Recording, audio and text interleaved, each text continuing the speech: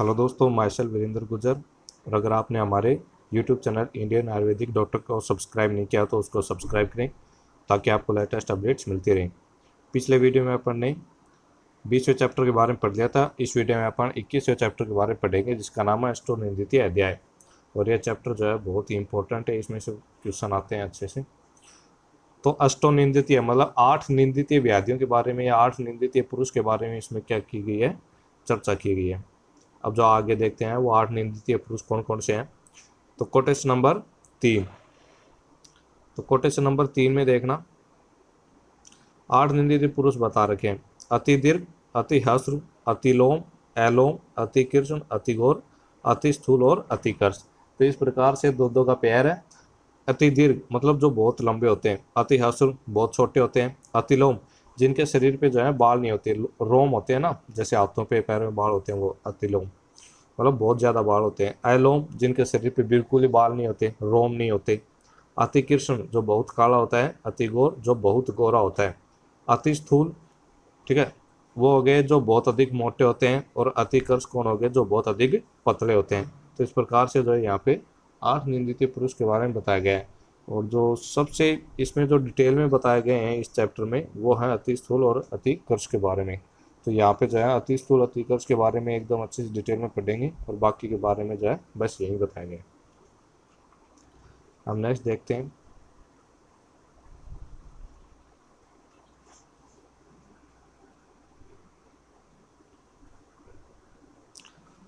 तो यहाँ पे देखना कोटेशन नंबर 4, अतिकर्ष और अति स्थूल पुरुषों के निंदित होने में विशेष कारण। तो अति स्थूल जो है या फिर अतिकर्ष है पुरुष है, उनको निंदित होने में कारण क्या है, विशेष कारण क्या है।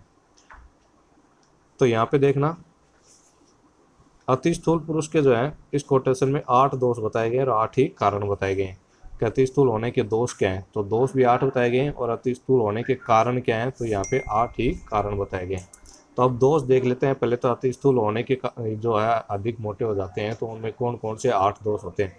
तो इसमें देखना आयुष ह्रास, जवप्रोध, कर्छरी व्यवहायता, दौर्बल्यम, दौर्गंध्यम, स्वेदा बाधय, शुद्ध अतिमात्रम, पिपासा अति योग। इस प्रकार से ये क्या होते हैं, 8 दोष होते हैं अति स्थूल में। तो 2 नंबर क्वेश्चन पूछ लिया जाए कि अति स्थूलता के दोष बताओ, तो अति स्थूलता के दोष बताने, और दोष कितने होते हैं, वो 8 होते हैं। आयुष ह्रास मतलब अति स्थूल व्यक्ति में क्या होता है, आयु का ह्रास होता है, ठीक है। फिर जवप्रोध मतलब इसमें क्या है कि किसी भी कार्य को करने में उत्साह नहीं रहता मनुष्य में, ठीक है, वो एकदम आलस की तरह पड़ा रहता है। कृच्छ्री व्यवहायता मतलब मथन करने में क्या होती है, कठिनाई होती है। दौर्बल्यम दुर्बलता रहती है शरीर में। दुर्गंध्यम शरीर में क्या होती है, दुर्गंधी का होना। स्वेदाबाद तो पसीने से उसको क्या होता है, अधिक कष्ट होता है। शुद्ध अतिमात्रम अधिक जो है भोजन करता है। और पिपासा आती है और उसको प्यास भी अधिक लगती है। तो ये जो है अति स्थूल के 8 दोष हो गए। अब इसके जो अपन 8 कारण देख लेते हैं, और नीचे हिंदी में देखते हैं 8 कारण कौन कौन से हैं। तो यहाँ पे जो है देखना शरीर के अधिक मोटा होने के कारण। तो यहाँ पे अति स्थूलता के 8 कारण बताए गए हैं। तो 8 कारण कौन कौन से हैं। नंबर 1 अधिक मात्रा में भोजन करना। तो अधिक मात्रा में भोजन करना इससे अति स्थूलता होती है। नंबर 2 गुरु मधुर शीत स्निग्ध आहार द्रव्यों का सेवन करना। तो अगर गुरु मधुर शीत स्निग्ध इन आहार द्रव्यों का अधिक सेवन कर रहा है तो इससे भी क्या होती है, अति स्थूलता आती है। नंबर 3 व्यायाम न करना, ठीक है, भोजन करने के बाद ये कि व्यायाम नहीं कर रहा है। फिर मैथुन न करना, मैथुन नहीं कर रहा है। दिवा सहन मतलब रात दिन में जो है भोजन करने के बाद वो सहन कर रहा है, दिवा सहन कर रहा है। सर्वदा प्रसन्नचित रहना मतलब किसी भी प्रकार की जो है चिंता वगैरह नहीं करना, हमेशा क्या रहता है, प्रसन्नचित रहता है। फिर कभी भी चिंता शोक आदि मानसिक विषयों से ग्रस्त न होना, कभी भी वो जो है चिंता नहीं करता या शोक नहीं करता। और मानसिक विषय जो जितने भी हैं, चिंता शोक भय क्रोध, इनसे जो है वो ग्रस्त नहीं होता है। फिर अगला दे रखा है माता पिता के बीज के अनुसार।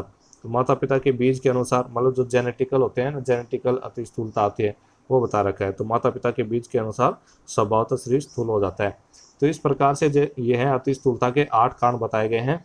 अधिक भोजन करना, गुरु मधुर शीत स्निग्ध आहार द्रव्यों का सेवन, व्यायाम न करना, मैथुन न करना, दियासेन करना, सर्वदा प्रसन्नचित रहना, चिंता शोक आदि मानसिक विषय से ग्रस्त न होना, और माता पिता के बीज के अनुसार स्वभावतः शरीर स्थूल होना।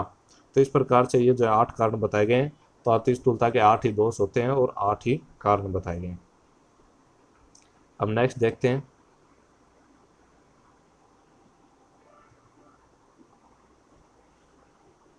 यहाँ पे देखना कोटेशन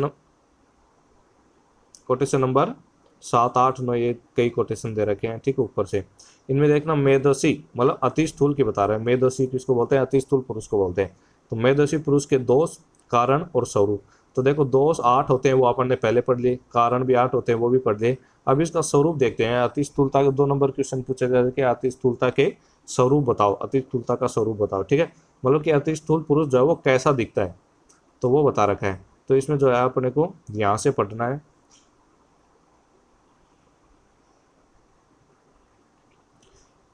यहाँ से, कि नितंब उदर और स्तन प्रदेश इतना मोटा हो जाता है और लटक जाता है कि चलते समय हिलते रहते हैं। यह अति स्थूल पुरुष के स्वरूप बता रहा है। ये कह रहा है कि 3 चीज बता रहा है, एक तो नितंब, एक उदर प्रदेश और एक स्तन प्रदेश। ये कह रहा है कि ये है ना, यहाँ पे मांस इतना बढ़ जाता है, मतलब मेद इतनी बढ़ जाती है, इतना मोटा हो जाता है और लटक जाता है कि जब व्यक्ति चलता है तो उसके समय क्या करते हैं, ये हिलते रहते हैं। फिर अंग प्रत्यंगों की वृद्धि उचित रूप में नहीं होती। तो इसमें जो है मेद अधिक मात्रा में बढ़ती है। तो ये कह रहा है मेद के बाद की धातु हैं, उससे पहले की धातु जो है वो उचित रूप में उनकी वृद्धि नहीं होती है। तो उनकी वृद्धि नहीं होगी तो अंग प्रत्यंगों की वृद्धि उचित रूप में नहीं होगी। तो इतना ही लिखना है कि अंग प्रत्यंगों की वृद्धि जो है उचित रूप में नहीं होती है, तथा कार्य करने में उत्साह भी उचित रूप में नहीं होता है। तो अति स्थूल पुरुष होते हैं, उनको कार्य करने में इतना अधिक उत्साह नहीं होता है। ऐसे मनुष्यों को क्या कहा जाता है? अति स्थूल कहा जाता है। तो यहाँ पे जो है ये अति स्थूलता के स्वरूप बता दिए गए हैं। तो क्या क्या लिखना है कि नितंब उदर स्तन प्रदेश इतने मोटे हो जाते हैं, लटक जाते हैं कि चलते समय हिलते रहते हैं, अंग प्रत्यंगों की उचित रूप से वृद्धि नहीं होती, किसी भी कार्य करने में उत्साह नहीं होता उचित रूप से, और ऐसे मनुष्य को क्या कहा जाता है? अति स्थूल कहा जाता है। अब नेक्स्ट देखते हैं।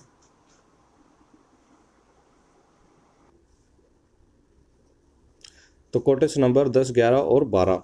तो यहाँ पे जो अतिकर्ष होने के कारण बताए हैं कि अतिकर्ष होने के क्या क्या कारण होते हैं। तो अतिकर्ष होने में ज़्यादातर कारण तो वो मिलेंगे, मतलब वात को बढ़ाने वाली। क्यों? वात के कारण क्या होता है? अतिकर्ष हो जाता है, ठीक है। वात अग्नि को बढ़ाता है। तो इसमें देखना अतिकर्ष होने के कारण, तो इसमें देखते हैं रुक्ष अनपान का सेवन, ठीक है। रुक्ष अनपान का अगर अधिक सेवन कर रहा है, वो उपवास कर रहा है, मात्रा से अल्प भोजन कर रहा है, मतलब अधिक मात्रा में भोजन नहीं खा रहा, जितना उसको चाहिए उससे कम भोजन खा रहा है, नपातुला भोजन करना, ठीक है। किसी भी शारीरिक मानसिक कार्यों को अधिक करना, मतलब कोई भी शारीरिक या मानसिक कार्य है उनको बहुत ज़्यादा मात्रा में कर रहा है। फिर शौक के वशीभूत रहना, मतलब हमेशा शौक में डूबा हुआ रहना। मलमूत्र और निद्रा के आदि को वेग को रोकना। मलमूत्र या फिर निद्रा, इस प्रकार जो अधारणीय 13 वेग बताए गए हैं, उनके वेग को रोकने से। शरीर के रुक्ष रहने पर अथवा रुक्ष द्रव्यों से निर्मित उपटन लगाना। ये कह रहा है कि शरीर जो है उसका रुक्ष रहता है, या फिर रुक्ष द्रव्यों से निर्मित क्या कर रहा है, वो शरीर पर उपटन लगा रहा है। रुक्ष द्रव्यों से कल्पित द्रव से स्नान करना, ठीक है। ये कह रहा है कि रुक्ष द्रव्यों के क्वाथ से क्या कर रहा है, वो स्नान कर रहा है, या फिर अधिक स्नान का अभ्यास रखना, या फिर अधिक स्नान कर रहा है, मतलब दिन में 7-8 बार स्नान कर रहा है इस प्रकार से। तो अधिक स्नान करने से भी क्या होता है? अतिकर्षता आती है। फिर वातिक प्रकृति का होना, वृद्धावस्था का होना, या फिर बहुत दिनों तक रोग का होना, मतलब कोई रोग जो डिजीज होती है वो क्रोनिक है, ठीक है, बहुत दिनों तक उसको हो रही है, तो भी उससे क्या हो जाता है कि शरीर कर्ष हो जाता है। क्रोध का करना, ये सभी मनुष्य क्या कर देते हैं? अतिकर्ष बना देते हैं। तो इस प्रकार से ये अतिकर्ष होने के कारण बता रखे हैं। तो इनको जो अपने को याद करने हैं, ये पूछ लिए जाते हैं।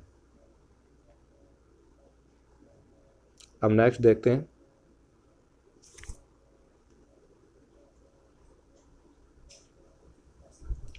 अब कोटेशन नंबर 14 में देखना, यहाँ पे अतिकर्ष के दोष बता रखे हैं।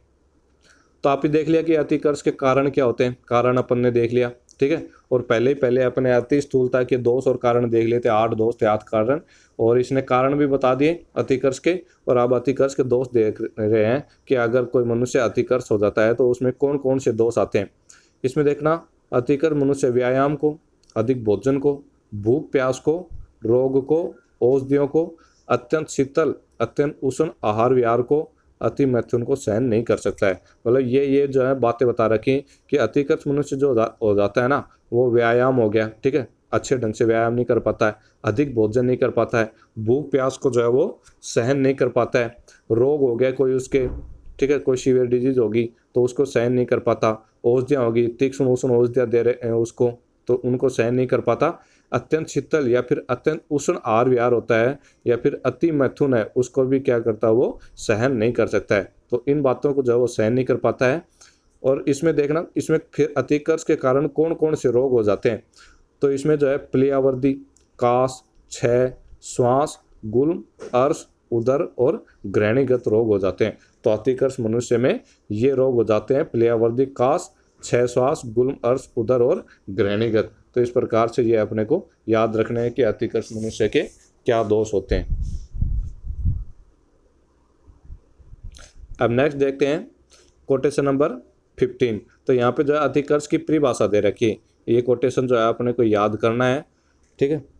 तो इसमें देखना, शुष्क स्फिग उदर ग्रीवो दमनी जाल संतत है, त्वग अस्थि शेषो अतिकर्ष है, स्थूल प्रवाह नरोमत है।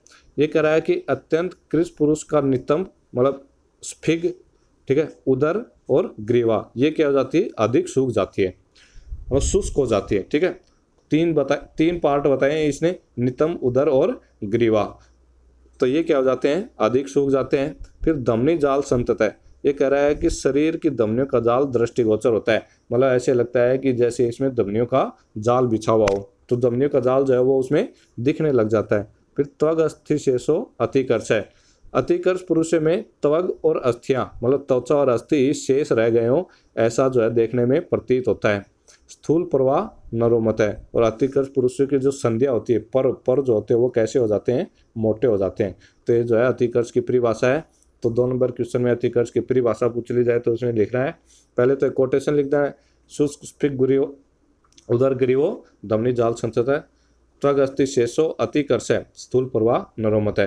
तो फिर नीचे हिंदी में लिखना है कि अत्यंत करस पुरुष का नित्यम उदर और ग्रीवा अधिक सूख जाते हैं, शरीर में धमनियों का जाल दृष्टिगोचर होता है, त्वग और अस्थि ही शेष बच गए हैं ऐसा देखने में प्रतीत होता है, और उसकी संधियां जो है वो मोटी हो जाती हैं।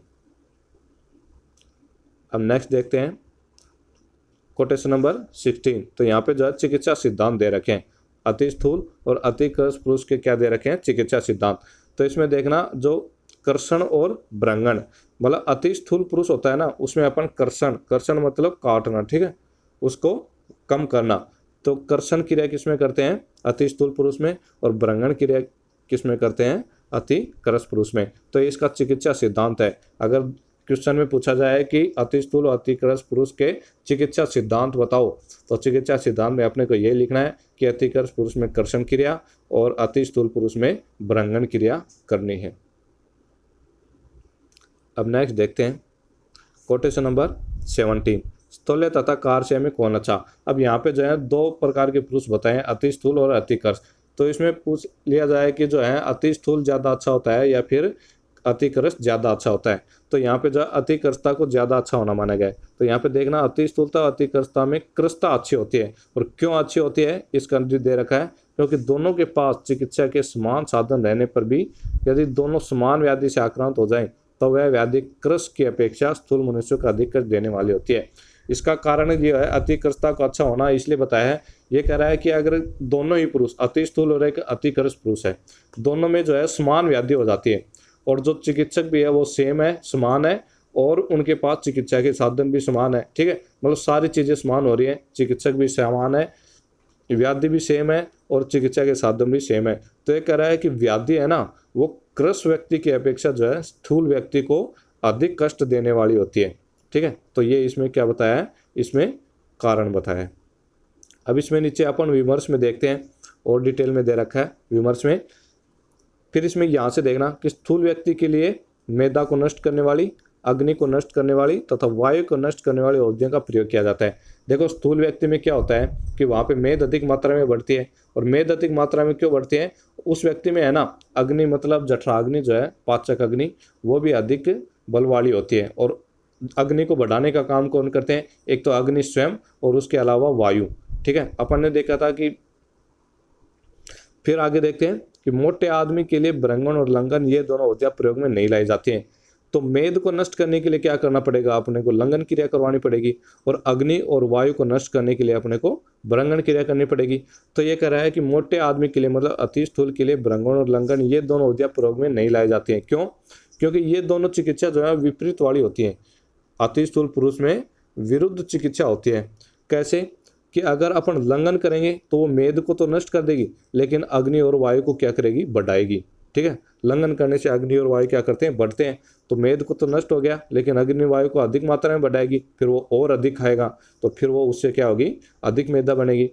फिर अगर अपन जब ब्रंगण क्रिया करते हैं, मतलब अब ब्रंगण क्रिया क्या करेगी, अग्नि और वायु को तो नष्ट कर देगी, लेकिन ये क्या करेगी, मेद को बढ़ाएगी। तो इस प्रकार से इसमें क्या होती है कि विरुद्ध चिकित्सा होती है, तो इसलिए ये ज़्यादा अच्छी नहीं होती है, ज़्यादा हितकर नहीं होती है अति स्थूलता।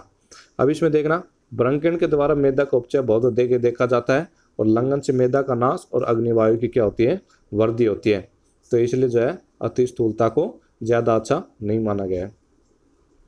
अब नेक्स्ट देखते हैं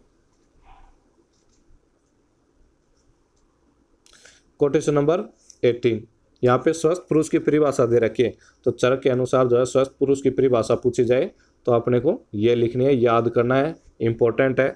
ठीक है, 2 नंबर क्वेश्चन में पूछ लिया जाता है कि स्वस्थ पुरुष की परिभाषा बताओ।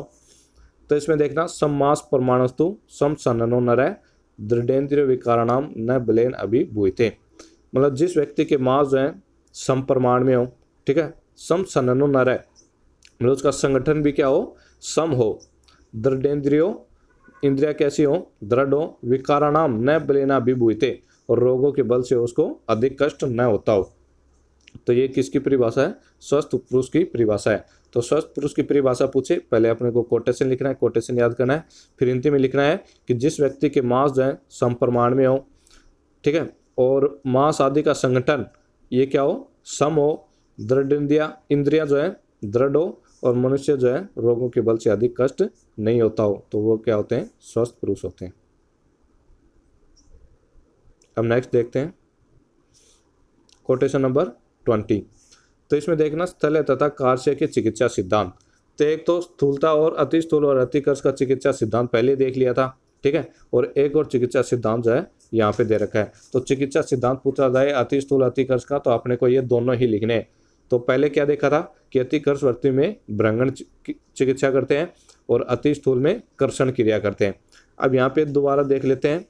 तो स्थूल तथा कार्य का चिकित्सा सिद्धांत, तो यहाँ पे दे रखा गुरु च अपतर्पणम और लघु संतर्पणम। मतलब गुरु और अपतर्पण ये किस में करवाते हैं, ये अति स्थूल को क्रश बनाने के लिए, मतलब अति स्थूल में करवाते हैं ये। अब तुम सोचोगे कि गुरु को भोजन देते हैं, वो पहले स्थूल है तो गुरु भोजन तो स्थूलता लाएगा, लेकिन इसमें बात यह है कि गुरु क्या करता है कि अग्नि को मंद करता है, ठीक है। तो इसलिए क्या करते हैं कि अति स्थूल व्यक्ति में गुरु भोजन देते हैं। और अपतर्पण क्या करेगा, मेद को कम करेगा। फिर इसमें देखना कि क्रश व्यक्ति में, अति क्रश व्यक्ति में लघु और संतर्पण भोजन देते हैं। लघु और संतर्पण कैसे, लघु भोजन तो अग्नि को बढ़ाएगा और संतर्पण से ये क्या करेगा, शरीर को संतर्पण मतलब तृप्त करेगा, ठीक है। और गुरु च अतर्पण इसका जो है एग्जाम्पल है मधु, और लघु संतर्पण इसके एग्जाम्पल कौन होते हैं, साली चावल होता है और हरिण मांस होता है। तो इस प्रकार से ये अति स्थूल और अतिकर्ष का चिकित्सा सिद्धांत हो गया। अब नेक्स्ट देखते हैं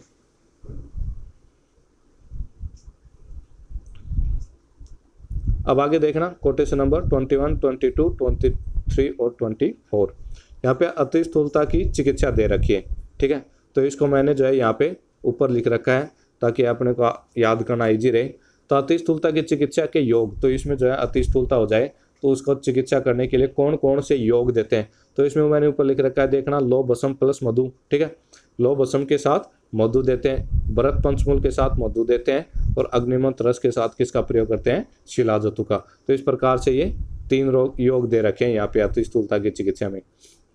अब ये कोटेशन में देख लेते हैं, काल लो हरजो मधु, मतलब लो भस्म प्लस मधु का सेवन। फिर यहाँ पे बिल आदि पंचमूल से, मतलब भरत पंचमूल छोद्र संयुक्त, छोद्र के साथ, तो बिल पंचमूल भरत पंचमूल प्लस मधु हो गया। फिर शिलाजतु प्रयोग अग्निमंत रस है, मतलब अग्निमंत के रस के साथ शिलाजतु का प्रयोग। तो इस प्रकार से ये क्या दे रखे हैं, अति स्थूलता की चिकित्सा के 3 योग दे रखे हैं। अब आगे देखते हैं कोटेशन नंबर 25, 26 और 27। तो यहाँ पे अति स्थूल के लिए पथ्य दे रखे हैं कि अति स्थूल मनुष्य को जो है कौन कौन से आहार विहार करने चाहिए। तो इसमें देखना, प्रसातिका, प्रियंगु, सावा, जई, यव, ठीक है, जो जूर्ण हो गया, कोदो, मूंग, कुल्थी, चकमुदगक, अरहर के बीज, परवल, आमलकी, इनका प्रयोग जो है भोजन में करना चाहिए। मतलब जो अति स्थूल पुरुष होते हैं वो इन आहार द्रव्यों को क्या कर सकते हैं, अपने भोजन में प्रयोग कर सकते हैं। फिर ये अनुपान जो दे रखा है ना, ये इंपॉर्टेंट है यहाँ पे, ठीक है। तो अनुपान में क्या करते हैं, पानम च अनु मधु उदकम, मतलब पानी में जो है मधु मिलाकर, तो मधु पान, मधु उदक का क्या करना है, अनुपान करना है, ठीक है। तो ये पूछ लिया जाए कि अति स्थूलता में कौन सा अनुपान देते हैं, तो क्या लिखोगे, मधु उदक। अब नेक्स्ट देखते हैं। तो ये तो हो गया अति स्थूलता में आहार। अब विहार देखते हैं कि अति स्थूलता में अपने को क्या क्या विहार करना चाहिए, मतलब क्या क्या क्रियाएं करनी चाहिए। तो इसमें देखना कोटेशन नंबर 28 में, प्रजागरम, प्रजागरम मतलब रात को जागरण करना, व्यायाम मैथुन करना, व्यायाम व्यायाम करना, और चिंतनानी मतलब चिंता आदि मानसिक परिश्रम करना। तो इसमें जो है ये 4 विहार दे रखे हैं, प्रजागरम, व्यायाम, व्यायाम और चिंता। तो इस प्रकार से ये क्या हो गया, अति स्थूलता में विहार हो गए। अब आगे देखते हैं। तो यहाँ पे जो है कोटेशन नंबर 29, 30, 31, 32 और 33। तो यहाँ पे जो है अतिकृष्टता की चिकित्सा दे रखी है, ठीक है। अभी अपन अति स्थूलता की चिकित्सा पढ़ के आए कि उसमें कौन से योग देते हैं, उसका चिकित्सा सिद्धांत क्या है, और उसमें कौन कौन से आहार विहार का प्रयोग करते हैं। तो अब अतिकृष्टता की चिकित्सा बता रखी है कि अतिकृष्ट में अपन को कौन सी चिकित्सा करनी है। तो इसमें देखना कि निद्रा मतलब जो है व्यक्ति को अच्छी निद्रा लेनी चाहिए, हर्ष उसका हमेशा खुश रहना चाहिए, सुखद बिछावन, ठीक है, उसका बिछावन कैसा होना चाहिए, सुखद होना चाहिए ताकि वो नींद अच्छी आए। फिर मानसिक विश्राम, उसको मानसिक विश्राम करना चाहिए, मानसिक परिश्रम अधिक नहीं करना चाहिए। फिर मानसिक शांति होनी चाहिए, चिंता नहीं करनी चाहिए उसको, ठीक है। फिर मैथुन तथा व्यायाम, इनका क्या करना है, त्याग करना है। प्रिय वस्तु या प्रिय दृश्य आदि को देखना, मतलब जो भी मन को प्रिय लगती हो या फिर जो भी दृश्य जो है मन को प्रिय लगते हो उनको देखना चाहिए। नया अन्न, तो नवीन अन्न को खाना चाहिए। नवनिर्मित मद्य, मतलब जो नवनिर्मित मदिरा होती है अभी बनाई गई है उसको पीना है। ग्राम्य आनूप तथा जलवासी जीवों का मांसरस, मतलब ग्राम्य हो गए, आनूप हो गए और जलवासी मतलब जल में रहने वाले, इन जीवों का क्या करना है, उसको मांसरस का सेवन करना है। कटु आदि द्रव्यों से संस्कारित, ठीक है, और आगे दे रहा कटु आदि द्रव्यों से संस्कारित मांस, दही, घी, दूध, इक्षु, साली चावल, गेहूं, गुड़ निर्मित वस्तुएं। तो गुड़ निर्मित वस्तुएं जो होती हैं ये क्या करती हैं कि कृष्णता को दूर करने वाली होती हैं। स्निग्ध एवं मधुर द्रव्य, ठीक है, दांत तेल की मालिश करवानी है, स्निग्ध उपटन लगाना है, स्नान करना है। अति स्नान से क्या आती है, अति कृष्णता आती है, लेकिन स्नान मात्रा में करना है, ठीक है, उससे क्या होगी, स्थूलता आएगी। फिर सुगंध तथा सुगंधित पुष्प निर्मित माला का क्या करना है, धारण करना है। श्वेत वस्त्र पहने, समय समय पर दोषों की शांति के लिए उनका क्या करवाना है, निर्हरण करवाना है। रसायन और वाजीकरण योगों का सेवन करना है। तो इससे क्या हो जाता है कि अतिकृष्ट पुरुष जो है वो जल्दी ही बलवान हो जाता है। तो इस प्रकार से अतिकृष्टता में चिकित्सा दे रखी है, इनमें से 7-8 जो है अपने को याद कर लेनी है। तो इसमें क्या है, ज़्यादातर चीज़ें कब को बढ़ाने वाली मिलेंगी। तो कब क्या करता है कि भ्रंगण करता है शरीर में। तो इसमें देखना निद्रा, हर्ष, सुखद बिछावन, मानसिक विश्राम, मानसिक चिंता। तो इस प्रकार से मैथुन हो गया, व्यायाम, चिंता, इनका त्याग हो गया। तो ये जो चीज़ें हैं ज़्यादातर इसमें कब को बढ़ाने वाली दी गई हैं। तो वो इसकी क्या होगी, चिकित्सा होगी अतिकृष्टता की। अब नेक्स्ट देखते हैं। यहाँ पे जो है निद्रा विमर्श दे रखा है, तो निद्रा के बारे में बता रखा है। तो अब कोटेशन नंबर 34 में देखना, निद्रा का कार्य चिकित्सा में महत्व। तो ये इंपॉर्टेंट जो है क्वेश्चन है, यहाँ पे 2 नंबर क्वेश्चन में पूछ लिया जाता है कि निद्रा का कार्य चिकित्सा में महत्व बताओ। तो अपने को जो है ये लिखना पड़ेगा कि निद्रा का कार्य चिकित्सा में क्या महत्व है। तो इसमें देखना यहाँ पे कोटेशन में वरा दे रखा है, ठीक है, वरा होता है सुअर। तो अब इसमें देखना किसी भी कार्य के विषय में निश्चित रहने एवं परम पौष्टिक द्रव्यों तथा श्लेषवर्धक आहार विहार करने तथा अधिक निद्रा लेने से मनुष्य कैसा हो जाता है, वरा मतलब सुअर के समान अति स्थूल हो जाता है। तो निद्रा के कार्य से चिकित्सा में महत्व बताया है कि अगर हम जो है निश्चित रहते हैं, मतलब कोई चिंता आदि नहीं करते, परम पौष्टिक द्रव्यों का सेवन करते हैं, ठीक है, श्लेषवर्धक आहार विहार का सेवन कर रहे हैं और जो है अधिक निद्रा ले रहे हैं, मतलब फुल सो रहे हैं, तो उससे क्या हो जाता है, मनुष्य जो है वराह के समान अति स्थूल हो जाता है। तो इस प्रकार से अगर निद्रा का कार्य चिकित्सा में महत्व पूछा जाए तो अपने को यही लिखना है। अब नेक्स्ट देखते हैं कोटेशन नंबर 35। ये अपने को कोटेशन जो है याद करना है। यहाँ पे 2 नंबर क्वेश्चन पूछ लिया जाता है निद्रा की परिभाषा। तो निद्रा की परिभाषा में देखना, यदा तो मनसी क्लांते कर्म आत्मने कलम अन्विता, फिर विषयभ्यो निर्वंतते सदा स्वपीति मानवय।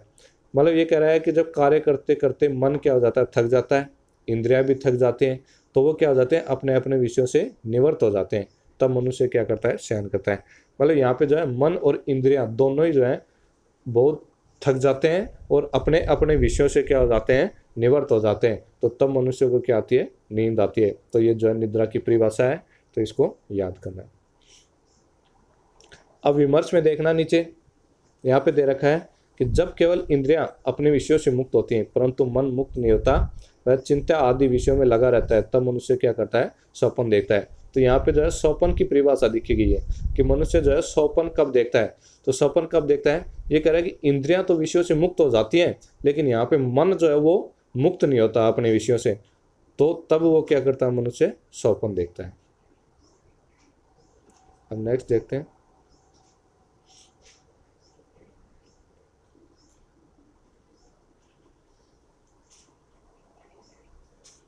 Quotation number 36। तो यहाँ से जो है निद्रा से लाभ और अनिद्रा से हानि बता रखी। तो यहाँ पे जो है 6 द्वंद्व बताए गए, मतलब ये एक अच्छा बताया गया निद्रा से लाभ का और एक अनिद्रा से हानि का बताया गया है।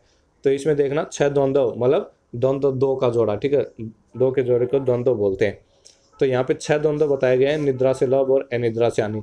तो जो अच्छे वाली बात जो इसमें बताई गई है वो तो निद्रा से लाभ है, और जो बुरी वाली बात है वो क्या होती है, अनिद्रा से हानि है। तो इसमें देखना सुखम दुखम, तो सुख क्या, निद्रा से लाभ, और दुख क्या हो गया, अनिद्रा से हानि।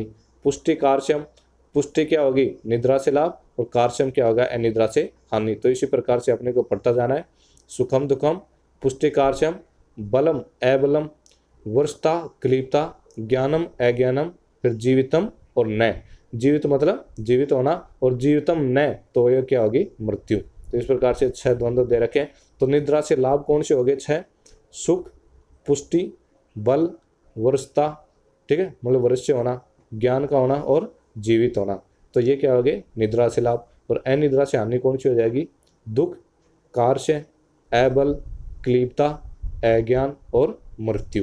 तो इस प्रकार से ये निद्रा से लाभ और अनिद्रा से हानि दे रखी है। तो ये 6 द्वंद्व हैं, ये याद करने हैं, 2 नंबर क्वेश्चन में पूछ लिए जाते हैं। अब नेक्स्ट देखते हैं कोटेशन नंबर 39, 40 और 41। दिन में शयन करने के योग्य पुरुष। तो यहाँ पे जो है कि दिन में जो है, वैसे तो आचार्यों ने दिन में शयन करने का मना किया गया है कि दिन में जो है व्यक्ति को शयन नहीं करना चाहिए, लेकिन इसमें बता रखा है कि दिन में शयन करने के योग्य कौन से पुरुष हैं, मतलब किन किन को जो है दिन में शयन कर लेना चाहिए। तो ये अपने को याद रखने हैं, कभी कभी 2 नंबर क्वेश्चन में पूछ ले जाते हैं। तो इसमें देखना, जो व्यक्ति गीत अध्ययन, ठीक है, जो गीत गाते हैं, अध्ययन करते हैं, मदिरा पान करते हैं, ठीक है, मैथुन करते हैं, संशोधन कर्म करवाते हैं, बाहर ढोते हैं, रास्ता चलना है, इन कार्यों से क्या हो गया, क्षीण हो गए हैं। या फिर अजीर्ण के रोगी। तो यहाँ पे देखना अजीर्ण के रोगी को इम्पोर्टेंट इसलिए है क्योंकि अपन देखते हैं कि अजीर्ण में क्या होता है कि भोजन का जो है पाचन नहीं हो रहा है, ठीक है, मतलब कफ के कारण। और दिन में शयन करने से आचार्यों ने क्या बताया है कि कफ की वृद्धि बताई है। तो उसके अजीर्ण मतलब पहले जो है कफ की मात्रा बढ़ी है, अजीर्ण रोग हो रहा है, फिर भी उसको दिन में शयन करने योग्य बताया गया है। तो वो क्यों बताया गया है अजीर्ण में दिन में शयन करना, तो वो इसका उत्तर जो है नीचे विमर्श में दे रखा है, वहाँ पे अपन अच्छे से पढ़ेंगे। पहले तो ये देख लो कि अजीर्ण के रोगी में भी क्या करवाते हैं, दिन में शयन करवाते हैं। फिर उरच्छत का रोगी हो गया, जिनका शरीर धातु क्षय से क्षीण हो गया है। वृद्ध, बालक, स्त्री प्यास, अतिसार एवं सूल रोग से पीड़ित होते हैं। दमा के रोगी हो गए, हिचकी हिक्का के रोगी हो गए, कृष्ण व्यक्ति है, या फिर किसी ऊंचे स्थान से गिरे हुए व्यक्ति है, अभिहत मतलब चोट खाए हुए व्यक्ति है, पागल है, सवारी पर चलने से या फिर रात्रि जागरण से व्यक्ति क्या है, थक गया है, क्रोध, शोक, भय इनसे पीड़ित व्यक्ति है। तो इनमें जो है, या फिर जिन्हें दिन में शयन करने का अभ्यास हो गया है, तो इन व्यक्तियों को क्या है कि सभी ऋतुओं में जो है दिन में शयन कर लेना चाहिए। तो ये अपने को कम से कम 7-8 के लगभग अपने को याद करने, ताकि 2 नंबर क्वेश्चन में पूछ लिया जाए कि दिन में शयन करने योग्य पुरुष बताओ, तो अपन उसमें लिख सकें। तो ये अपने को याद करने हैं। अब जो है विमर्श में देखना कि अजीर्ण के रोगियों में जो है दिन में शयन क्यों करवा रहे हैं। उसके अजीर्ण पहले ही हो रहा है और फिर भी उसको जो है दिन में शयन करवा रहे हैं, तो वो क्यों करवा रहे हैं। तो इसका नीचे विमर्श में उत्तर दिया गया कि अजीर्ण के रोगियों को दिन में शयन कराना चाहिए, ऐसा विधान है। पर दीवाश्वपन से कफ की भी वृद्धि बताई गई है, ठीक है। अतः कफ के बढ़ जाने से अग्नि विशेष रूप से मंद हो जाएगी, तो अजीर्ण कैसे शांत होगा। तो इसका उत्तर दे रखा है कि दीवाशयन से दांतों में समता होती है। तो ये कह रहा है कि दीवाशयन से क्या होती है, दांतों में समता होती है, जिससे सभी दोष अपने अपने स्थान में चले जाते हैं। ऐसी दशा में दोषों से अनाक्रांत जठराग्नि अन्न का पाचन कर देती है। यदि कफ की वृद्धि होती भी है तो अपने स्थान में, अतः उसका प्रभाव अग्नि का पाचन कर देती है। यदि कफ की वृद्धि होती भी है तो अपने स्थान में, तो उसका प्रभाव अग्नि पर नहीं पड़ता। ये दोबारा लाइन दे दी। तो इसमें यह कह रहा है कि दीवाशयन से है ना दांतों में समता होती है, ठीक है। दीवाशयन से दांतों में समता होती है, और इससे क्या है कि दांतों में समता होगी तो दोष कहाँ चले जाएंगे, अपने अपने स्थान में चले जाएंगे। तो कह रहा है कि जब दोष अपने अपने स्थान में चले जाते हैं तो जठराग्नि पर जो है उसका कफ दोष का असर नहीं पड़ता है। क्यों? क्योंकि अगर कफ की वृद्धि भी होती भी तो है ना, तो वो उसके अपने स्थान में होती है, वो जठराग्नि को जो है उसका कोई प्रभाव नहीं पड़ता है उसके ऊपर। तो ये जो है इसमें कारण बताया गया है कि अजीर्ण में दिन में शयन क्यों करवाते हैं। अब नेक्स्ट देखते हैं कोटेशन नंबर 42। तो यहाँ पे जो है निद्रा से लाभ बता रखे हैं। निद्रा से लाभ वैसे अपन पहले भी देख के आए हैं कि 6 द्वंद्व होते हैं, वहाँ पे बताया गया है, ठीक है। सुख, पुष्टि, बल, ज्ञान, वशता और जीवत। तो इस प्रकार से ये निद्रा से लाभ बताए गए थे। अब निद्रा से लाभ जो है एक बार और बता रखे कि व्यक्तियों को दिन में शयन करने से, यहाँ पे दीवाशयन के दे रखे हैं, है ना, दीवाशयन के, क्योंकि यहाँ पे देखना हिंदी में दे रखा है कि व्यक्तियों को दिन में शयन करने से, तो यहाँ दीवाशयन के लाभ बता रखे हैं। ये कह रहा है कि दांतों में क्या होती है, समता होती है। या अभी देखे थे कि दीवाशयन से दांतों में समता होती है, और बल की वृद्धि होती है। तो दीवाशयन से क्या होता है, कफ बढ़ता है, और कफ को प्राकृत कफ को क्या माना गया है, बल माना गया है। तो बल की क्या होती है, वृद्धि होती है। और यहाँ पे दे रखा है कि कफ अनेक अंगों को पुष्ट बनाता है और आयु स्थिर होती है। तो ये क्या हो गया, दीवाशयन से लाभ हो गए। तो दीवाशयन से लाभ पूछा जाए तो आपने को लिखना है दांतों में समता होती है, बल की वृद्धि होती है, कफ अंगों को पुष्ट बनाता है और आयु स्थिर होती है। नेक्स्ट देखते हैं कोटेशन नंबर 44। तो अन्य ऋतु में दिन में शयन से हानि, ठीक है। यहाँ पे जो है आचार्य जी ने ये याद रखना 43 नंबर कोटेशन में कि आचार्य चरक ने ग्रीष्म ऋतु में ही जो है दिन में शयन करने के लिए कहा है। कि कौन सी ऋतु में जो है आचार्य चरक ने दिन में शयन करने के लिए कहा है, ग्रीष्म ऋतु में। और दिन में शयन, अन्य ऋतुओं में दिन में शयन करने के योग्य पुरुष कौन कौन से हैं वो पहले ही बता दिए गए हैं। तब यहाँ पे दे रखा है कि अगर उनके अलावा, जो योग्य पुरुष दे रखे हैं उनके अलावा, अगर ग्रीष्म ऋतु के अलावा कोई ऋतु में जो है दिन में शयन करते हैं तो क्या हानि होगी, तो उसका दे रखा है। तो इसमें देखना कोटेशन नंबर 44 में दे रखा है श्लेष्म पित्ते, ठीक है। तो इससे क्या होता है कि कफ और पित्त का प्रकोप होता है अन्य ऋतु में दिन में शयन करने से। तो चरक ने जो है कफ और पित्त का प्रकोप बताया दिन में शयन करने से, और सुश्रुत जी ने त्रिदोष का प्रकोप बताया। तो मतलब सुश्रुत जी के अनुसार तो है दिन में शयन करने से त्रिदोष का प्रकोप होता है, और चरक के अनुसार जो है श्लेष्म पित्त का प्रकोप होता है। अब नेक्स्ट देखते हैं कोटेशन नंबर 45। इसमें देखना सर्था दिवस शयन के अयोग्य पुरुष, मतलब ऐसे कौन से व्यक्ति हैं जिनको बिल्कुल भी दिवस शयन नहीं करना चाहिए, मतलब दिन में सोना नहीं चाहिए। तो सर्वथा दे रखा है, ठीक है। तो इसमें देखना मेदस्विनी, मतलब जो व्यक्ति क्या होते हैं, मेदस्वी मतलब अति स्थूल होते हैं। स्नेह नित्या, मतलब प्रतिदिन क्या करते हैं, स्नेह का सेवन करते हैं, गर्भ दुग्धाती। श्लेष्मला, जो क्या है, कफ प्रकृति वाले हैं। श्लेष्म रोगिण है, जिनको क्या है, कफ जन्य रोग से पीड़ित हैं। दूसरी विषारता और दूसरी विष से पीड़ित है। तो इन व्यक्तियों को जो है दिन में बिल्कुल भी शयन नहीं करना चाहिए। तो ये आपने को याद रखने हैं कि सर्था दिवस शयन के अयोग्य पुरुष कौन से हैं, तो मेदस्विन है, स्नेह नित्या, श्लेष्मला, श्लेष्म रोगिण है और दूसरी विषारता। तो अब विमर्श में देखना, यहाँ पे वाग्भट का बता रखा है। तो वाग्भट ने क्या बताया है कि विषार्थ और कंठ के रोगियों को रात्रि में भी सहन करना मना किया है। तो ये पीजी का लेवल के हिसाब से है ये क्वेश्चन कि वाग्भट ने जो है कौन से रोगियों को रात्रि में भी सहन करने से मना किया है, तो वो है विष और कंठ के रोगियों को। तो विष और कंठ के रोगियों को जो है वाग्भट ने रात्रि में भी सहन करने से मना किया है। अब आगे देखते हैं कोटेशन नंबर 46, 47, 48 और 49।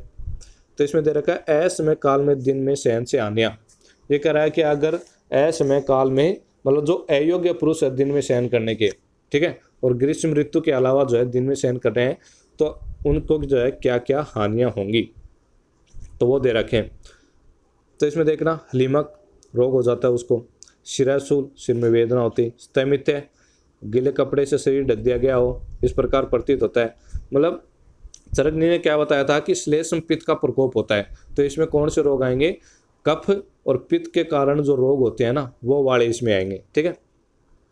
तो इसमें देखना स्तैमित्य हो गया, शरीर का भारीपन, अंगों के टूटने के समान पीड़ा होती है, अग्निमांद होगी, हृदय पर लेप कर दिया गया ऐसा प्रतीत होता है, शोथ हो गई, भोजन में अरुचि, जी मिचलाना, पिन्नस, आधे सिर में वेदना, शरीर में क्या हो जाते हैं, चकत्ते हो जाते हैं, फुंसियाँ हो जाती हैं, पीड़िकाएँ हो जाती, कंडू चलती है, खुजली चलती है, तंद्रा, कांस, गले के रोग हो जाते हैं, समरण शक्ति और बुद्धि का नाश होता है।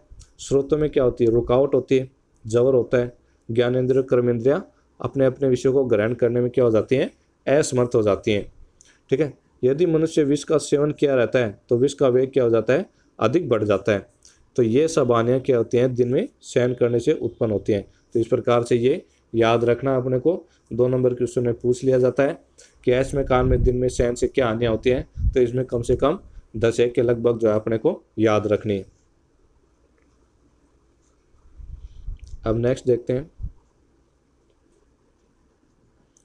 कोटेशन नंबर 50, जागरण तथा निद्रा के गुण। यहाँ पे जागरण और निद्रा के गुण बता रखे हैं कि रात्रि में जागरण करते हैं तो उससे क्या होगा, और निद्रा अगर करते हैं तो उससे क्या होगा। तो इसमें देखना कोटेशन में अरुक्षम अनभिसंधि तवासीन प्रचलायितम। तो ये जो यहाँ इसमें देखना यहाँ पे दे रखा अनुचित रात्रि जागरण से किसकी वृद्धि होगी, वात की वृद्धि, जिससे शरीर क्या हो जाता है, रुक्ष हो जाता है। तो रात्रि जागरण से तो होती है वात की वृद्धि, शरीर रुक्ष हो जाएगा, और दिन में शयन करने से क्या होता है, कफ की वृद्धि, तो शरीर में क्या हो जाएगी, स्निग्धता बढ़ जाती है। अब यहाँ पे जो कोटेशन में इंपॉर्टेंट लगा रखा है उसमें क्या बता रहा है क्या कि बैठे बैठे थोड़ा सोना स्निग्धता एवं रुक्षता में से किसी को नहीं बढ़ाता। ये कह रहा है कि अगर अपन बैठे बैठे जो है थोड़ा सा झपकी ले लेते हैं, सो लेते हैं, तो उससे क्या होता है, न तो स्निग्धता बढ़ती है और न ही रुक्षता बढ़ती है,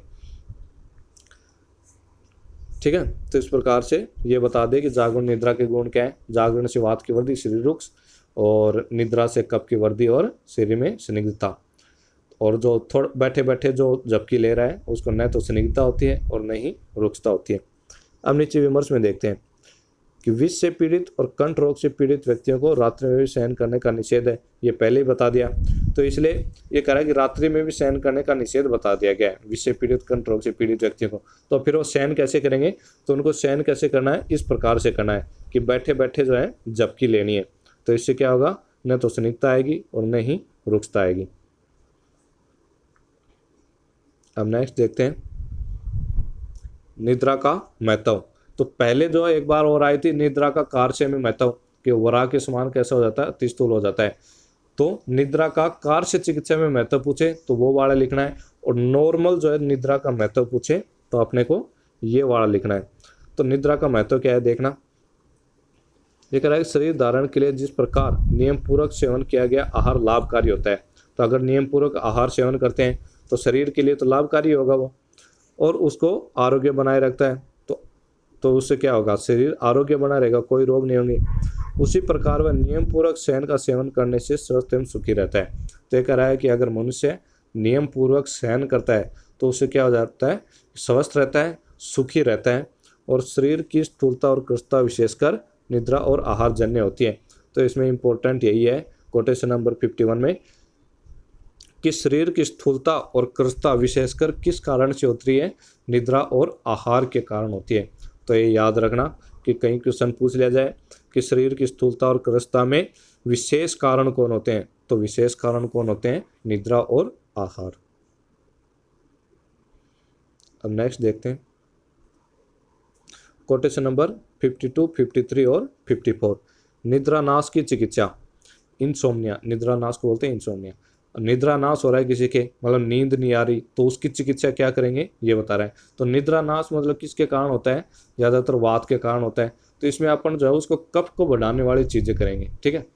तो इसमें देखना, अभ्यंग उत्सादन मतलब उपटन लगाना, स्नान करना, ग्राम्य अनूप और जलीय पशु पक्षियों का मांस खिला रहे हैं उसको, दान का बाद दही के साथ खाना। तो दही क्या होता है, कफ को बढ़ाता है, विसंधि होती है, तो दही खिला रहे हैं, दूध पिला रहे हैं उसको, गर्द का सेवन करा रहे हैं, मदिरा का सेवन करा रहे हैं, ठीक है। और जो मन को सुख देने वाला हो और मन के अनुकूल गंध एवं शब्दों का सुनना, मतलब जो मन को प्रसन्न करते हैं ना, वही चीज़ें खाना और वही चीज़ें देखना। संवाहन, शरीर को दबाना, ठीक है, नेत्र का तर्पण करना, और सिर और मुख पर शीतल द्रव्यों का लेप लगाना। तो सिर और मुख पर किसका लेप लगा रहे हैं, शीतल द्रव्यों का। सुंदर, स्वच्छ, मन के अनुकूल बिस्तरा से युक्त खाट पर सोना। तो अगर मन के अनुकूल बिस्तर है, सुंदर है, स्वच्छ है, तो उससे क्या होगी, अपने को जल्दी नींद आएगी। घर का सुंदर होना, तो वहाँ के आसपास का वातावरण भी कैसा होना चाहिए, सुंदर और स्वच्छ होना चाहिए। फिर ये लिख रखा, जिस व्यक्ति के लिए जो समय शयन करने के लिए अभ्यस्त हो गया हो, उस समय पर जो निद्रा किसी रोग या विशेष कारण से नष्ट हो गई हो, वह शीघ्र ही आ जाती है। ये कह रहा है कि जो मनुष्य है ना, जैसे रात को 9 बजे सोता है, तो अगर उस व्यक्ति को उसी 9 बजे सुला दिया जाए तो उसको जल्दी ही नींद आ जाएगी, जो कि किसी रोग या कारण से नष्ट हो गई है। तो ये निद्रा नाश की चिकित्सा है।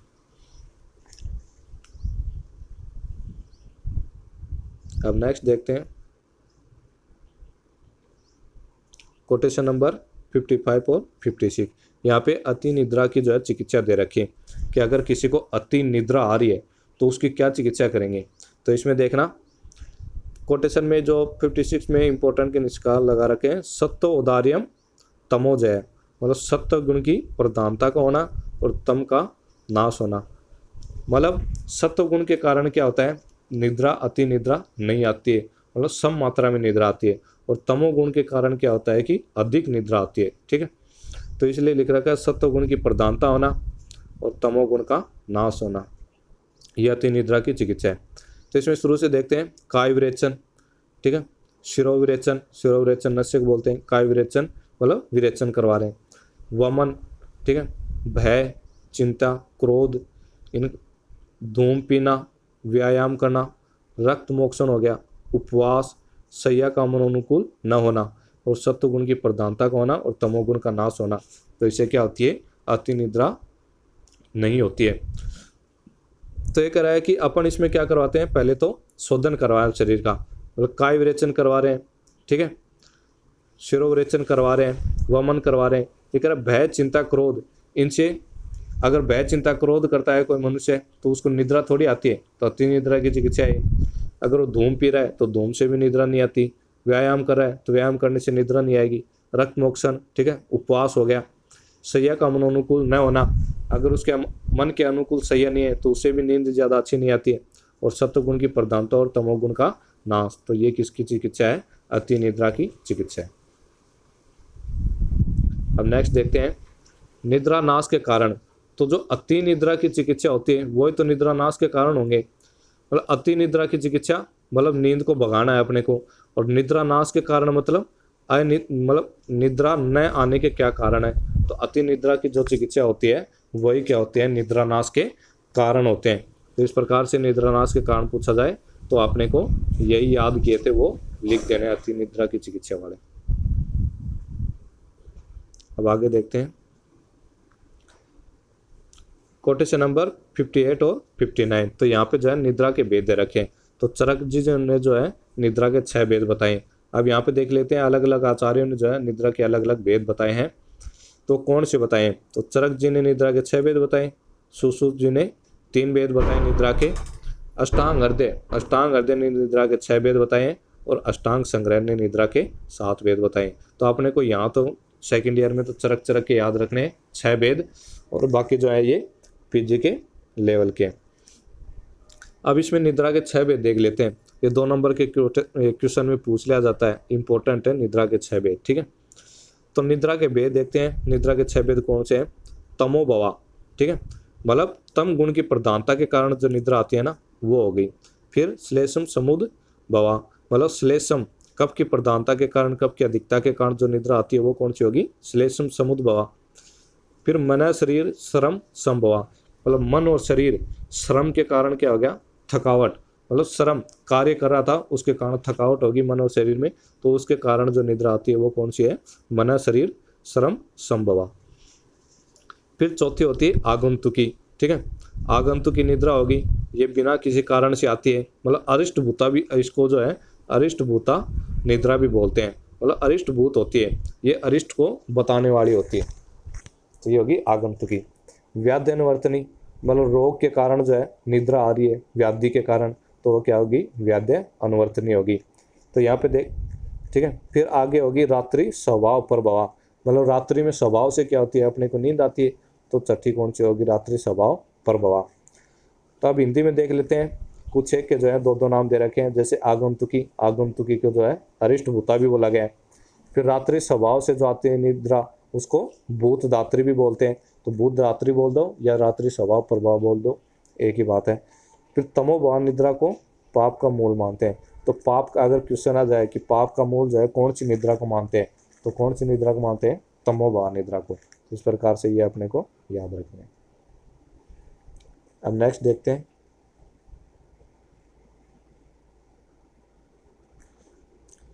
तो यहाँ पे सुश्रुत ने जो है 3 प्रकार की निद्रा मानी थी। अब वो कौन कौन सी थी? वैष्णवी, वैकारकी और तामसी।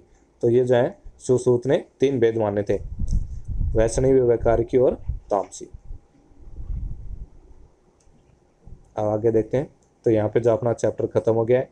नेक्स्ट वीडियो में अपन नेक्स्ट चैप्टर के बारे में पढ़ेंगे। धन्यवाद।